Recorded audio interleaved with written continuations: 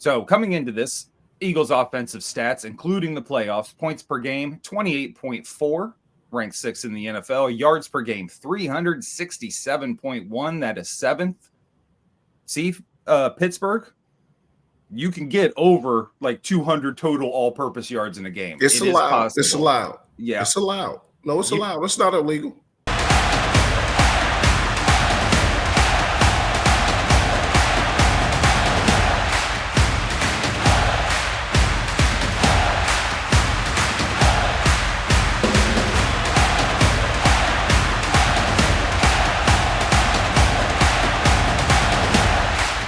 Welcome to Six Rings and Counting. I'm your host, Corey Idle, and joining me as always to break down this exciting Super Bowl, my man, the doctor, Mr. Lou Willard. How we doing, sir?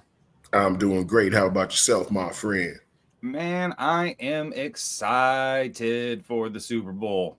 And I always complain because honestly, I don't like the city of Philadelphia. I've made that perfectly clear on this show. No.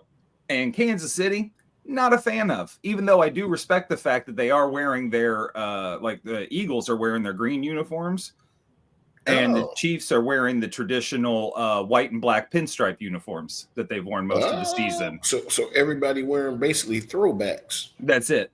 I can dig it. Fucking Kansas City referees, get out of here. Anyway, so yeah, we're gonna give you an unbiased opinion about this Super Bowl coming right up. Maybe go over some prop bets of our own that we're making up, like will Brittany Mahomes slap a poor person in the stadium bleachers just because she can? She won't risk getting the germs on her hands. Now, if she's wearing gloves, that's your tip off. There you go. That woman is the modern day Marie Antoinette. That cracks me up every time. She wild. Anyway, we're not here to talk about her because she doesn't play football. She just talks about it a lot, like I do. Maybe that's why I don't like her. I'm just jealous that she gets a bigger audience than me. Anyway, the Eagles. This is how I want to break this down, Lou, and you can tell me if I'm full of it or not. I want to look at this from the Eagles offense versus the Chiefs defense, and then, of course, vice versa. Chiefs offense versus the Eagles defense. So coming into this, Eagles offensive stats, including the playoffs, points per game, 28.4, ranked 6th in the NFL. Yards per game, 367.1. That is 7th. See, Pittsburgh, you can get over like 200 total all-purpose yards in a game. It's allowed. It's allowed. Yeah. It's allowed. No, it's allowed. It's not illegal. Nope. 100%. Lou is correct on the rules once again. Passing yards per game, 180.5, ranking 31st in the league, and rushing yards per game, 186.6. This is one of my favorite stats because if you ever want to see a numbers lie all the time, you'd say, how are the Eagles in this game? They have no passing offense because they haven't needed one. You don't have to. Look, I don't know how many times I got to say it. Quit coaching. If it's not broke, don't fix it. And this is where I'll let you get to your stats, but we'll get into the stuff. But so you go ahead. We'll come back to it. I'm sure we will. Okay. No problem. This can be more freeform. It's not a Pittsburgh show, so I don't care how we do it. It's not a Pittsburgh show today. Chiefs defensive stats. I'll run this real quick. Points per game, ranked 4th, 19 allowed. Yards per game, 327. They ranked 10th. Passing yards per game, 220. They ranked 19th. And rushing yards per game, this is going to be the fun matchup. They allowed 106.7, which ranked 9th. So you got the 9th ranked defense rushing going up against the 2nd ranked rushing offense. Now I will interject here. Will interject here. Denver, you play them twice, they have no running game. The Raiders, you play them twice, they have no running game. The Chargers, you faced Dobbins, I believe, one time. The Chiefs were with you, and you won the game because of a missed field goal. A doinked field goal. Not only missed, but it hit the upright. Facts. Or you go 1-1 against the Chargers. So you're benefiting, that number benefits from playing 6 games, well, at least 4 games for sure, against teams that can't run the ball. So those stats are, you get the Super Bowl. Both teams, not every team, but I should say every team, because every team don't get to go. Ask the Browns and ask the Lions. They ain't never been. Yep. But the teams that get to go, each team get 2 weeks. This game, you can read me all the stats you want. It comes down to coaching. So if you're going to look at coaching, who are you picking? It's clearly the Chiefs. Yeah. Don't Andy you Reid think Andy Reid can out-coach Sirianni? So now, that being said, those of you who know me and have heard me say my son is a diehard Eagles fan, been that way since he was little. Think it was just to spite me a little bit. I got to check him out on that. But nonetheless, he a diehard Eagles fan. So I get the Eagle scoop too. And I told him when he called me, I said, the worst thing Nick Sirianni can start doing this week is coaching. Don't start coaching. You ain't been coaching all year. Don't start coaching now. And this is where, and credit to Jeff Maz with the One Man Elite show on Sirius XM 3 to 6 every day. I don't want to steal anybody's credit or have them tagging us going, quit mentioning our name if you ain't going to give us credit, whatever. But I listen to him every day. He's got a great show. Recommend you guys listen to him, tag him in our shit so our show grows. But nonetheless, this is where I disagree with him, because he said just the other day, oh, if I'm the Eagles, I'm coming out throwing. Wait a minute. I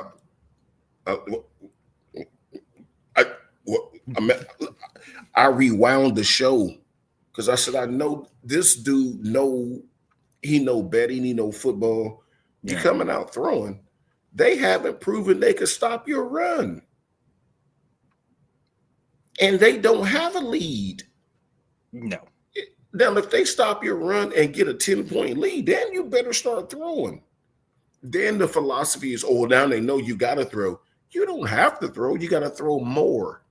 That's it. But you still got 26 back here. And coming out. Oh, go ahead. I'm sorry. No. I was just going to say, and on top of that, just from an actual coaching strategic standpoint, the more you're running the ball, the less Patrick Mahomes has it. That's how you win a football game. And guess what? The Chiefs want to run the ball to keep it out of Barkley's hand. Yes. So the kicker is this. You have the best player in the game. And your suggestion is not to give him the ball. I'm going to need some explanation on that. Ask, first of all, let's go back to the Ravens. Ask them how that worked for them. Yeah. Final drive, I've said it on the show before, Derrick Henry never touched the ball. No. The entire drive. I don't give a damn about Mark Andrews dropping the ball. Derrick Henry never touched it. Nope. Go back to the Bills. When the Bills lost to the Chiefs, they kept making him get rid of the ball. He's the best player in the game. Patrick Mahomes is the best player. He's the best quarterback in the league. He's the most important player in the game. He's the best quarterback in the league. Yep. Josh Allen was the best player in the game. Yep. And then I would argue it was James Cook, if not Travis Kelce, but James Cook. Mm-hmm. And your backup running back had 8 carries. What the fuck y'all doing? This game, if you're not number 26, 1, or 11, hey, you better block somebody. That's it. And then look, A6, I'll get you 5 targets. 88, I think that's Goddard's number, 88. Yeah. I got you 3, 4 targets coming. But if your number ain't 1, 26, or 11, you better figure it out. You better don't even bring no sticky gloves. Just go bring you some gloves to block. Because that's what you're doing.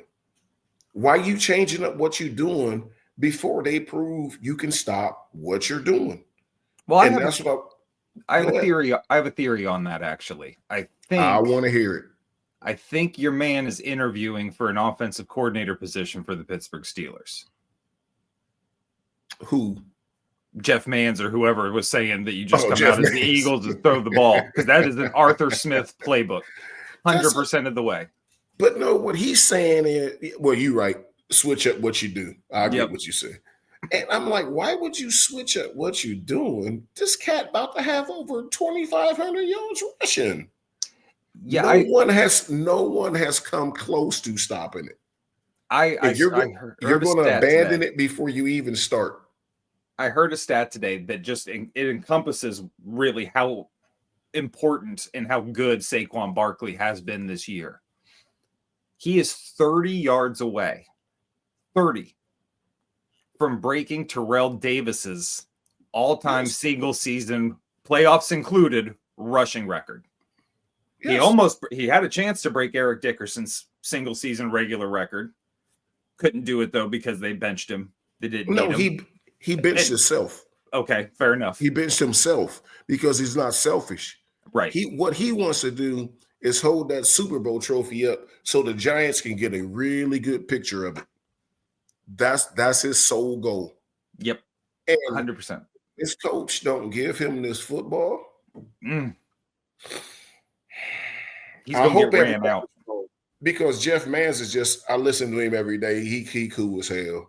But I also turned on a couple of the other shows, and they're kind of saying the same thing. Maybe the Eagles should come out and throw them off balance. Off balance for what? You played the Commanders 3 times. When did you throw them off balance? You said, no, we're going to turn around and hand the ball to old boy. Even when the quarterback got knocked out with a concussion, the Commanders barely beat him. So what you think was going to happen when the quarterback was back? They boat raced him. Yeah, I'll give you the maybe after the half. It's not working. Things haven't gone right so far. You got to switch up your game plan. Fine. You come out throwing. Totally different conversation. Those are called halftime adjustments. Exactly. But if the game is still the game is still close, what you changing for? If the game is still close, what you changing for? But I will say, because everybody, the calls. Look, just be up by 9. Be up by 9. If you up by 9, you don't have anything to worry about. Damn. Because who has the better team here? The better team is clearly the Eagles. Yes. You switch coaches.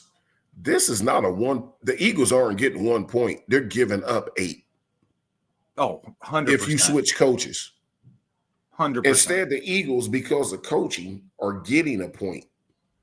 And I'm telling you, don't overcomplicate the game. You have the best player in the game. If you start drafting players off teams, who's first player you taking? I'm taking Barkley. Some people will take Mahomes. Okay, so either or. After that, who you taking? It's one of those two. Give me the other one. Third, give me AJ Brown. Yep. Fourth, I'll give you Kelsey. The next 2 coming off the Eagles, give me AJ Brown. Then somebody might say you go Xavier Worthy. What has he done? Right. Then people go, well, somebody from the Chiefs always step up in the Super Bowl. Somebody from every team always. Timmy Smith had 230-something yards, got an MVP, 4 touchdowns for the Redskins. Somebody always steps up in the Super Bowl. But you can't tell me if you drafting people with confidence, you're taking Mahomes and Kelsey, then you're taking, not in that order, but I'm saying then the next 4 off the Eagles. Barkley, Hurts, Brown, Smith, then even Goddard. So you're 5-2 right out the gate. And then you can get an Xavier Worthy, Hollywood Brown's back, but they haven't done anything. And you're not even talking about defensive players yet. The Eagles, by the way, have the number 1 defense in the league.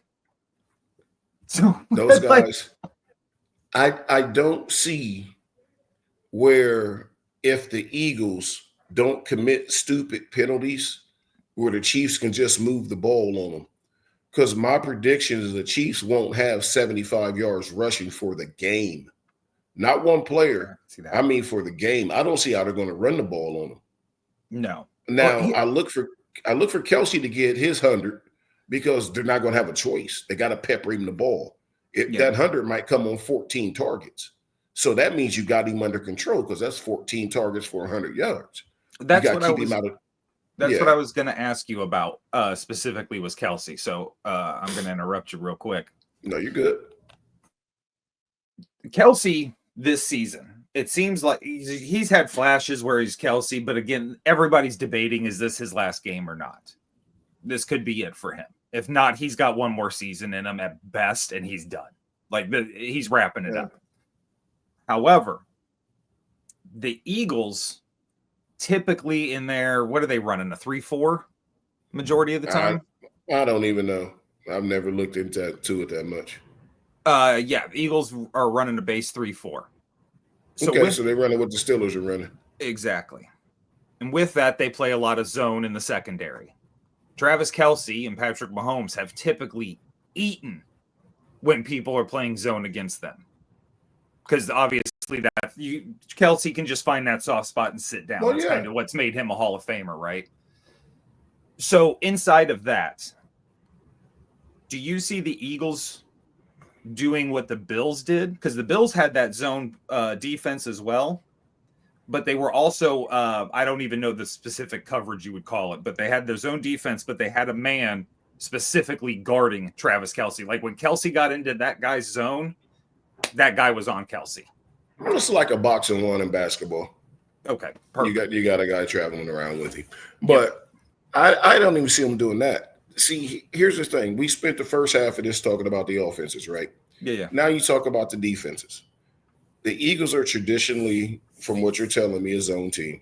Mm-hmm. Now you got to switch it up and play some man. You got to play some man. And then you got to bracket you lead the tight end or the safety in the middle of the field to help out with Kelce. And you let those linebackers, even though it's man, they still have to pass into each other because they're not running two people in the middle of the field. They're running Xavier Worthy out. They're running Hollywood Brown out. Well, you have two corners that you drafted, Quinyon Mitchell, and then you got the safety DeJean that can help out with Kelce. Your other corner just has to cover their receiver. And you got to force Mahomes to hold that ball while Jalen Carter and them big boys get there to his ass. But Jalen Carter can't go crazy because if you hit him too hard, they're throwing a flag. 100%. Now, and look, that's okay. That's okay. Flags are not why the Bills lost. The Bills lost because of coaching and stupidity on a few penalties in the second quarter. Yes. People only want to look at the end of the game stuff. Penalties all game long. Nonetheless, if the Eagles get that pressure on those receivers, I don't think they're good enough right now to get open. They may be next year or the year after, but right now they still young, and Hollywood Brown's just coming off an injury. Jam his ass at the line. Every time I get a chance, I'm chucking him on that shoulder that just got fixed. I know it sounds, Neanderthalish, or that's not a word, but it is now. We get it. But I got to put you in some pain, baby. I'm trying to get a ring. I'm chucking you on that shoulder every chance I get. Every chance I get. And I just don't think Xavier Worthy ready. So that's what I'm doing. I'm rolling up my coverage, and I'm going to make Mahomes hold that ball, and I'm going to make if Mahomes beat me with 60 yards rushing, shake your hand. Yeah, 100%. He ain't sitting in that pocket having a good night. If he beat me on the run. And I think the Eagles' defensive line is going to give them fits. Oh, yeah. But you got to bring that attack off the guards because Creed Humphrey in the middle is good. Is really good. So you got to figure out where you're going to stream your attack to. And I would say you stream it to the side where Kelce's going to be because Mahomes is looking at him, but you got him man to man. You just can't interfere with him because you know where the ball going. So if you force him to throw Kelce the ball, sounds ridiculous. But if you force him to throw Kelce the ball really quick, he's not going to break an 80-yarder on you. No. You force him to throw Worthy that ball quick and you miss a tackle, strike up the band because he gone. I don't care if they on their 1 yard line or your 1 yard line. It's a touchdown. And ain't nobody catching him. 100%. 100%. And when you're, it brings up an interesting point because they're three down linemen, being Milton Williams, Jordan Davis, and Jalen Carter. They're all good. They're dogs. They're secondary. Dude, listen to this secondary. It's crazy. Quinion Mitchell, the rookie, who's playing like all the way a grown-ass man. Oh, have you ever heard of this guy? Darius Slay Jr.? At nickel, they've been running Dijon because they have it free safety, Reed Blankenship, and running the right. strong I spoke wrong. I CJ said Gardner safety. Johnson. Yeah. I said safety, but he'd be running nickel. That's because he's white. He should be a safety. It's like you can't be a cornerback, dude. That's just insulting everyone. Jason Sehorn? Yeah, exactly. 30, 40 years ago. Come on, man. Come on, Cooper. What are you doing? No. We're all proud of him. All the whites got together. We all said we're very proud of him. Have a white quarterback again. So we're very excited about this moment. No, I'm not me. No. You ain't no good. Look, that don't have anything to do with me. Nope. Got me choking on my race relations conversation. So the Chiefs' offense coming into this game, they ranked 12th in the NFL points, 19th yards, 15th passing, 23rd rushing with 103. Here, and my point before we got on to the whole race conversation that Lou made us talk about was you have the Eagles down linemen, fantastic. You have the Eagles secondary, fantastic. Then you roll into these linebackers. Again, they're playing very well. Zach Bond, dude's playing out of his mind this year.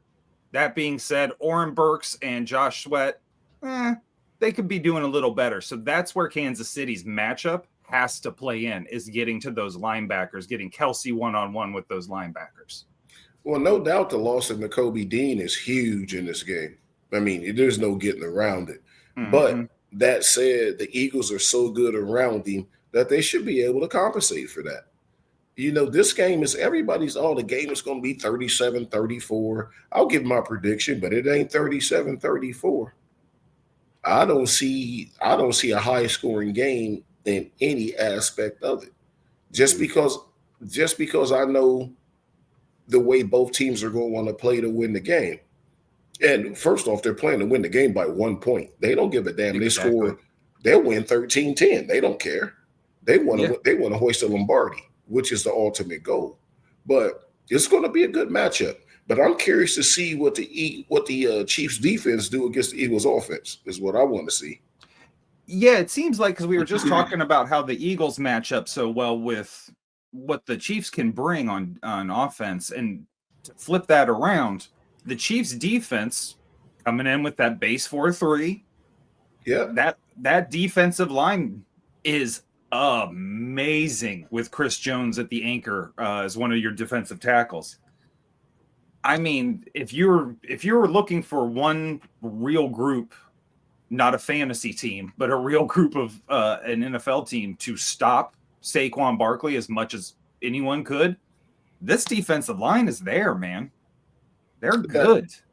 They're really good, but I tell you what, being a former washed-up running back, the 4-3 is my second favorite defense to run against when I played. You notice no one ever runs a 4-4 anymore, right? Yeah. Because it got a whole lot of people scholarships. Yeah. It really did. And this is the second one because there's so many lanes and zones. Like you see everything. And those ends, you don't have traditional outside linebackers. You have defensive ends that have to keep you inside. Yeah. They have no choice but come up the field, which creates a natural lane on the inside. Where's Saquon been hitting everybody at? Or Saquon, I should say, been hitting everybody at? Up, bounce, gone. Yeah. That's the defense they're lining up in. So I want to see, that's why I don't understand all these analysts who may or may not know more than me. I don't know. I, for one, would say they don't. They may have more years in the business than I do, but I don't think they know more about the game than I do. They have access to more research tools, and they got a whole team of people. But damn it, I played and I'm just watching the game. The Chiefs defense is made for Saquon to run wild on them. Yes. But guess who knows that? Steve Spagnuolo. He knows that. So he's going to do everything he can to shut him down. But instead of just giving up on it on a random midday week before the game even starts, you got to show me you can stop it, because we coming in here with the best offensive line in the league. Mm-hmm. And if we can just keep Chris Jones out of our backfield, we're good. And he's not going to catch Saquon if we run away from him. You don't have to block him. He's not fast enough to come down the line and get Saquon. Some running backs he can catch. He can't catch this one. So you don't even have to block him if you're going to run away from him. And what I would do with his ass is I'm starting the game plan out and running right at him. Because who's going to get tired first? He is. Defense. Because we know where we going, and I'm throwing bodies at him, chipping him with Goddard, hitting him with the tackle, and here comes Saquon. Even if he's tackling, how many times can you do that for your ass got to go stand on the sideline for 2 or 3 plays? And when you bring your backup in, guess where the ball going? We taking the air out this ball. Right. And we're gonna run away from him with the RPO, have him crash down. We're gonna give it up. Then here comes Jalen around him. Even if he catches him and tackles him, you got to run him down. This is a third quarter football game. The third quarter is going to decide this football game. Because somebody's ass going to get tired. Even with the long extended halftime, I get all that. Somebody's ass is going to get tired in that third quarter. And people don't bet against the Chiefs. Don't bet against the Chiefs. Look, I'm not a Chiefs fan, but I'm also not a Chiefs hater. It'd be awesome to see a three-peat. But I can't go that way because my son is a diehard Eagles fan. So I'm going to ride the Eagles out in this one. Even if he wasn't, I just don't see if Nick Sirianni, matter of fact, he should just let me coach this week. Man, look, get the hell out the way and let them play. That's it. And I think it's over. Easiest job in sports this weekend should be Nick Sirianni, because he's gotten just do the same shit, rinse and repeat. That's all you got to do. The Chiefs have to coach. Believe it or not, crazy as it sounds to say, the Chiefs have to coach to beat the Eagles. The Eagles just got to play their game and make adjustments to what the Chiefs do. Whichever team can force that other team to do that, they're going to be hoisting the trophy about 9:30 Sunday night. It's not that hard to figure out. Neither offense is hard to figure out. You know what they're going to do. But which coach is going to panic? Which is typically not Andy Reid. Mm-hmm. He never does. And he's going to break out his 2 or 3 trick plays, which is cool. But Nick Sirianni, they talk about, well, they should open up passing. You haven't passed. You've averaged 110 yards passing the last 5 games. Yeah. What are you doing throwing the ball now? It just doesn't make sense. No, it doesn't. That'd be like having Russell Wilson and George Pickens and only throwing for 110 yards a game. That just doesn't make any sense. Sorry. Bring back bad memories. We ain't even gotten to that part yet. You know that's right. But look, a little lead into the next show is you see where Myles Garrett requested a trade. Mm-hmm. And the Browns. Oh, and we will also be talking about in the next show, a little preview, a gentleman by the name of Cooper Kupp. Yeah, I knew that was coming. Yep. There's a lot of talk where he just perfect plug and play. And where he wants to play. Yep. That's the thing, so. Before we wrap the show up, Lou, I want to get your prediction first, and then I got a little treat for everybody. A little ice cream, because everybody was so good to us all season. Okay, yeah. I mean, if I had to go with a prediction, I could see this game being 24-13 Eagles. Dig it. I was going to say, you kind of stole mine. I'm going to go 24-18 Eagles. Yeah. Go Birds.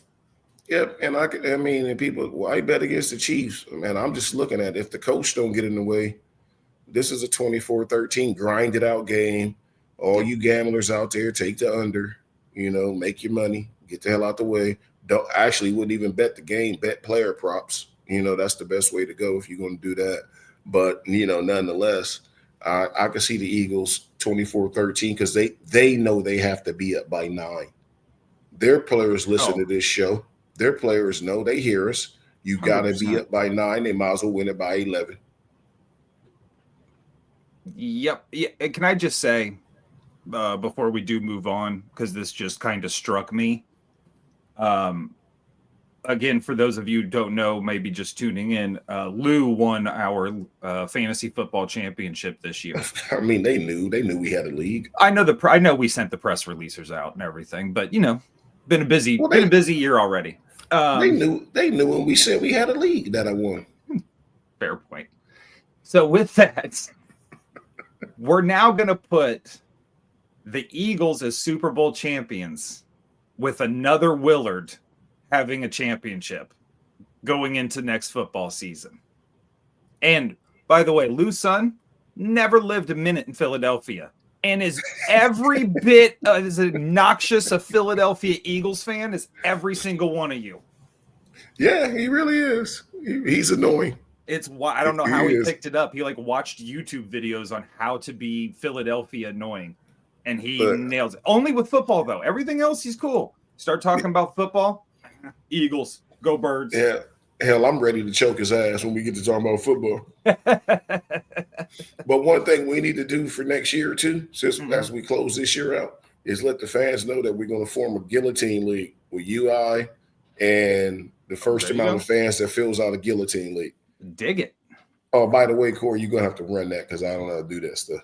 Hey, producer Nathan, you're going to have to run that. So this is my little treat for everybody to end our football season. We'll, of course, be back throughout the off season, but as much fun as I hope you guys have had out there, as much fun as Lou and I have had doing the show, there has been no human being on this planet that has had more fun than Jameis Winston yesterday at Media Day. And we're going to take a look at some of his highlights because dude was having a blast. And it was amazing. Simply amazing. Oh, Jameis Winston. Oh, Jameis. My guy. All right. So we're just going to start. I just got 3 or 4 quick clips here for everybody to have fun listening to. Okay, this is from the Crocodile Hunter. Jordan, there's no moment brighter than this moment besides you being Jalen Hurts' backside. Can you tell me what we all been waiting for? What is your favorite color? What is your favorite color? Well, that was the most Australian. The only word you got right was color. Okay. That was great. That's what I tried to finish. So what is your favorite color? My favorite color? I'd say I don't have one color. I have multiple. So are you a rainbow type of person? No, I go blue, black, and green. Blue, black, and green? Yeah. Okay, I guess, is that y'all? I can't do nothing with those colors.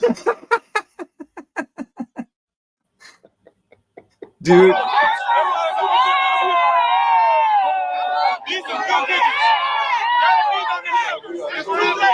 Yeah, so for context here, you can see at the top, that's AJ Brown. He's eating a W cookie. Jameis Winston made W cookies for Media Day and handed them out to all the players.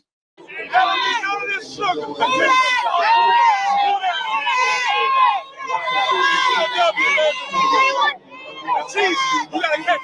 You gonna catch this?